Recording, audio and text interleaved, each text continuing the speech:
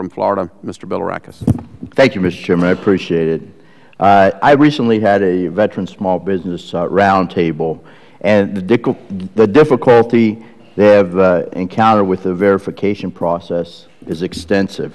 I particularly am concerned that the reconsideration process is taking much too long and could inhibit the legitimate veteran small business owners from opportunities to create jobs and keep their doors open.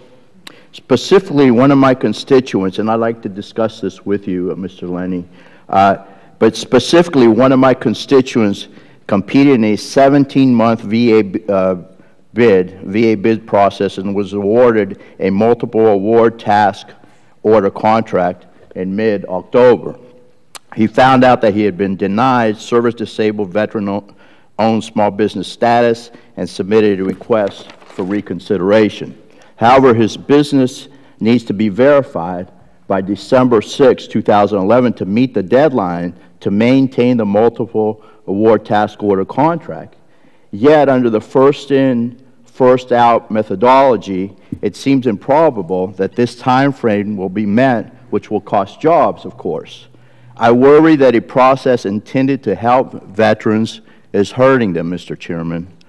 What solutions would you suggest to this circumstance? Would it be feasible to expedite requests for reconsideration pending documented contract award that will reflect specific deadlines? Or in the alternative, would it be possible to maintain a conditional verified status until the reconsideration review is complete? I'm concerned about the lack of due process under the current reconsideration structure and how this lack of due process affects legitimate service-disabled veterans-owned small businesses. Can you specifically answer those questions? And if you can, please, I'd like to get them in writing and maybe share with the committee as well. Thank you. Mr. Lenny, please. Sir, I'd be happy to provide for the record information with regard to the specific situation that you referred to, but I would like to address some of the more general and important issues that you've raised. First, I want to reassure the committee there's an absolute commitment to due process, both in our initial verification and our request for reconsideration. One of the prices we are paying for a commitment to due process is time. I mentioned in response to Congressman Waltz's question the ebb and flow of applications. We have received recently a dramatic surge in requests for reconsideration. And at one point going to have almost 1,000 requests for reconsideration came in within 45 days. Our priority has been to ensure that those firms who have been waiting patiently in line to receive a verification determination get that in a timely way.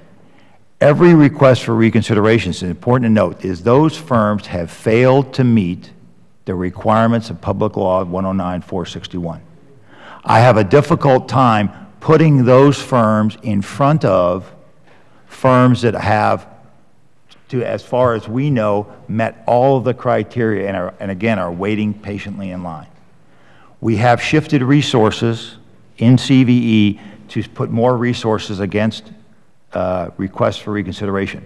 I have made a policy decision to not disadvantage those firms who are undergoing initial verification and to avoid sending us over the 90-day limit so that those firms can have some expectation that we will meet our objective and meet our goals in their initial verification. That has resulted, quite frankly, in the fact that we are now not meeting our objective in terms of turning around all of our requests for reconsideration within 60 days. But it is not a capricious process. In order to ensure that a firm that has been determined to not meet the requirements, that firm is now a higher risk. When they submit a request for reconsideration, we do a complete reevaluation. All of those firms are referred to our Office of General Counsel to ensure that they do receive due process and that we make an accurate determination. Many of them receive site visits because their issues are more complex, and our first priority, based on the communications we receive from this body are to ensure the integrity of the process, to ensure that when the GAO and the IG come by the next time, and they are coming back, that they report to you that we have maintained the integrity of the program and that ineligible firms are not being verified. And unfortunately, sir, that takes time. Be happy to do that, sir.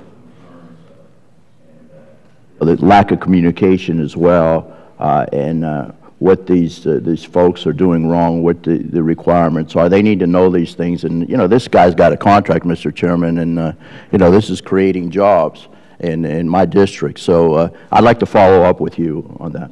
Thank you, sir. I yield back. Thank you. We're going to go to Mr.